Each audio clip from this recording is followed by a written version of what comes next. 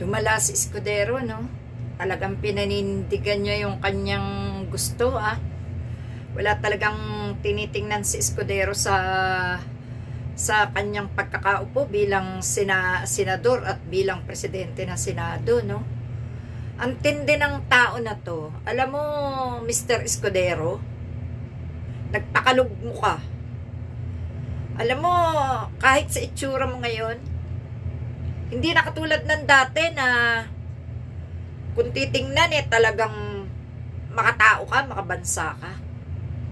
Ngayon, ang tingin sa'yo, mala Duterte na rin yung itsura mo eh. Traidor. Alam mo, sama ng ugali mo.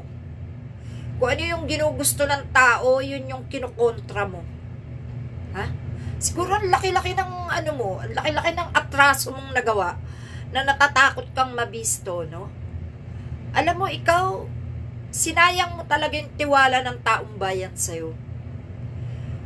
Kahit ako nung OFW ko, sabi ko, the best ka. Kayo ni Vice President Binay noon, sabi ko, the best ka Ha? Nasa Saudi Arabia ako noon, sa Jeddah. Sabi ko, the best. Galing. Nang tinapa ngayon. Maitim pa, sa dilang maitim ang budhi mo. Sipin mo. Ikaw mismo, sinira mo ang batas ng Pilipinas. Pinairal mo yung sayo. Bakit?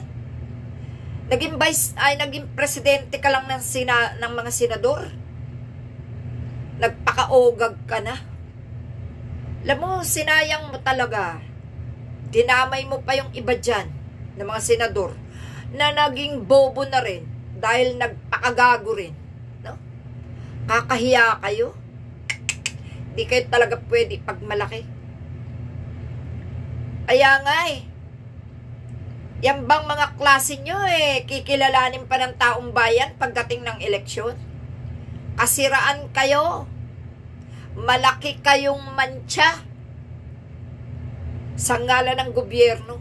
Wala kayong kakwenta-kwenta. No? Ngayon, mamayagpag ka. Ngayon, mamamayagpag kayo. Kayo ni na Villanueva. Kayo ni na Cayetano. Mamayagpag kayo. Kayo ni Aimee. Mamayagpag kayo. Pero ang katotohanan, lalabas at lalabas. Sure yan, may malaki kang ikinatatakot. May malaki kang itinatago sa iyong konsensya.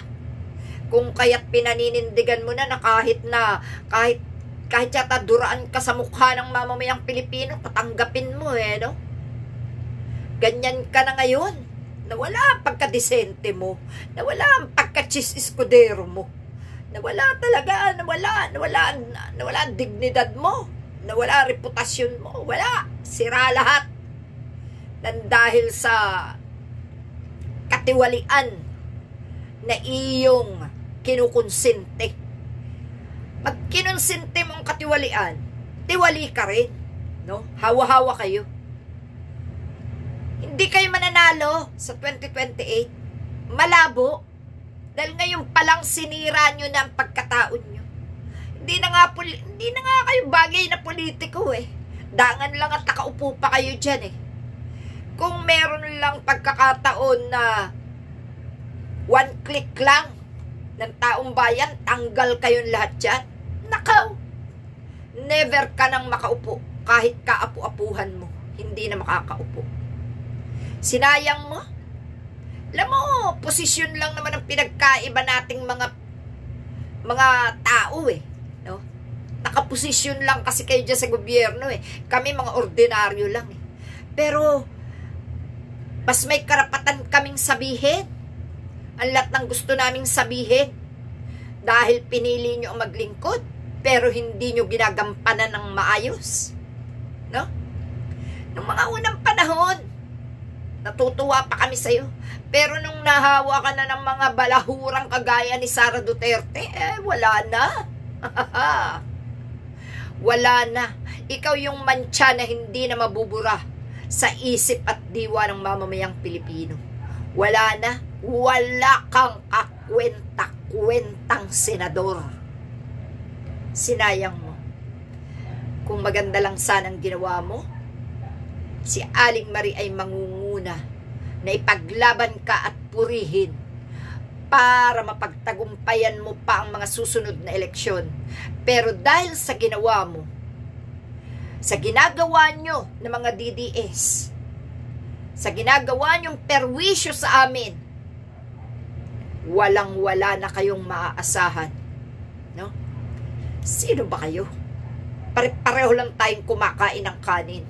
Pare-pareho lang tayong nabubuhay sa mundong ito. Pare-pareho lang tayong iisa ang buhay. Pare-pareho lang tayong mauuwi sa alikabok. Kaya sana, huwag mo na sayangin ang pagkatao mo ngayon. Ang paglilingkod sa tao ay paglilingkod rin sa Diyos. Ang pagtatraidor sa kapwa ay pagtatraidor din sa Diyos. Ang kasinungalingan sa kapwa ay pagsisinungaling rin sa Diyos. Kaya ikaw, wala kang kwentang nilalang. Tandaan mo yan. No? Wala ka. Tae ka na sa amin ngayon. Wala nang eskudero. Wala na.